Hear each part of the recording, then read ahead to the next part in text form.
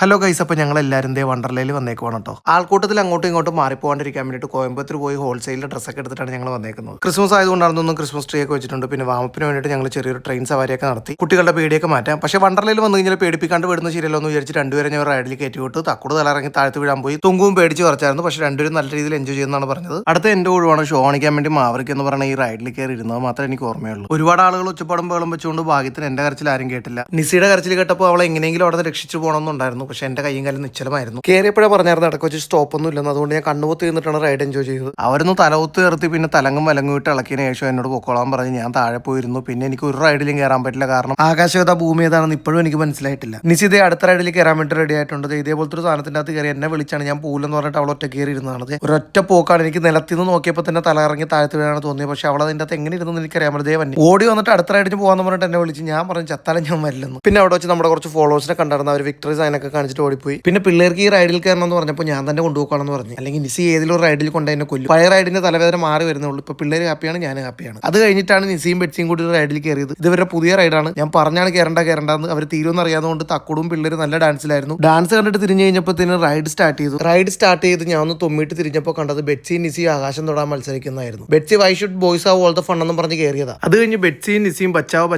എന്ന് ഉച്ചത്തിൽ കിടത്ത് കരയുന്നുണ്ട്. അത് ഞാൻ വിചാരിച്ചു എന്നെ കളിയാക്കിയാണെന്ന്. പിന്നെയാണ് എനിക്ക് മനസ്സിലായത് ഇതിന്റെ ഓപ്പറേറ്റർ ഹിന്ദിക്കാരനായിരുന്നു. ഇതുപോലെ ഒരുപാട് നിലവിൽ കേട്ട് തഴമ്പിച്ച ഒരാളായതുകൊണ്ട് പുള്ളി ഒന്നും മൈൻഡാക്കാൻ നിന്നില്ല. ഇത് ഈ പോകുന്ന ഡോണറ്റ് കുറച്ച് സീനാണ്, നമുക്കിവിടെ നിന്ന് മാറിയിക്കാം. പിന്നെ നമ്മൾ നേരെ പോയത് കാർ ഓടിക്കാനാണ്. തക്കുടിന് കാർ ഓടിക്കണമെന്നുണ്ടായിരുന്നു, പക്ഷെ അവർ സമ്മതിച്ചില്ല കുഞ്ഞായതുകൊണ്ട്. ഇതിൽ കയറണമെന്നുണ്ടായിരുന്നു, പക്ഷെ എനിക്ക് പറ്റിയില്ല. പിന്നെ ഇവർ രണ്ടുപേരും കരച്ചിൽ മാറ്റാൻ വേണ്ടി ഞാൻ കുറച്ച് നേരം ഒരു കുതിരയുടെ മേളിൽ കയറ്റിയിരുത്തി.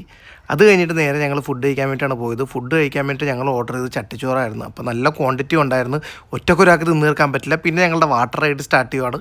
സോ സ്റ്റാർട്ടിങ് നമ്മൾ ഈ ഒരു ട്രെയിനിൽ കയറിയിട്ട് നമ്മുടെ ബോഡിയൊക്കെ ഒന്ന് നനച്ച് സെറ്റാക്കി. ഞാൻ വണ്ടർലയിൽ വന്നു കഴിഞ്ഞാൽ കൂടുതലും വാട്ടർ റൈഡിലാണ് കയറാറുള്ളത്. പിള്ളേർ വെള്ളത്തിൽ ഇറങ്ങിക്കഴിഞ്ഞാൽ ഭയങ്കര ഹാപ്പിയാണ് ഞാനും. അതുകൊണ്ട് കുറേ നേരം ഞാൻ കുട്ടികളുടെ കൂടെ നിന്ന് വെള്ളത്തിൽ കളിച്ച്. ഇതൊരു ഫാമിലി പൂളാണ്. അപ്പോൾ ഫാമിലിയായിട്ട് വരുന്നവർക്ക് എൻജോയ് ചെയ്യാൻ പറ്റുന്നതാണ്. ഡേവിഡിന് സ്വിമ്മിംഗ് പൂളിൽ ഇറങ്ങാൻ ഭയങ്കര പേടിയാണ്. പക്ഷേ ഇവിടെ വന്നതിന് ശേഷം അച്ചാളം പച്ചാളം ഇതിൽ കിടന്ന് കളിക്കുമായിരുന്നു. വെള്ളം കുറേ കുടിച്ചു, പക്ഷേ ഞാൻ അത് മൈൻഡാക്കിയില്ല. പിന്നെ ഞങ്ങൾ നേരെ കടലിൽ പോയി കുളിച്ച് പരിപാടിയൊക്കെ എല്ലാം അവസാനിപ്പിച്ച് പോകാൻ വേണ്ടി റെഡിയായി. അപ്പോൾ ന്യൂ ഇയർ ഒക്കെ അടിച്ചു പൊളിക്കാൻ പ്ലാൻ ചെയ്യുന്ന ആളുകൾ ഡിസംബർ 31 ഇവിടെ വണ്ടർ കാർണിവൽ എന്ന് പറഞ്ഞൊരു പരിപാടി നടക്കുന്നുണ്ട്. DJ പാർട്ടിയും ഫുഡ് അടിയും കാര്യങ്ങളൊക്കെ ആയിട്ട് നല്ലൊരു കിടിലൻ ഇവന്റ് ആയിരിക്കും. അത് നിങ്ങൾ ഒരിക്കലും മിസ് ചെയ്യരുത്. അപ്പോൾ ഫ്രീ ആയിട്ടിരിക്കുന്ന ആളുകളെല്ലാം ഡിസംബർ 31 വരിക, ഞാനും ഉണ്ടാവും.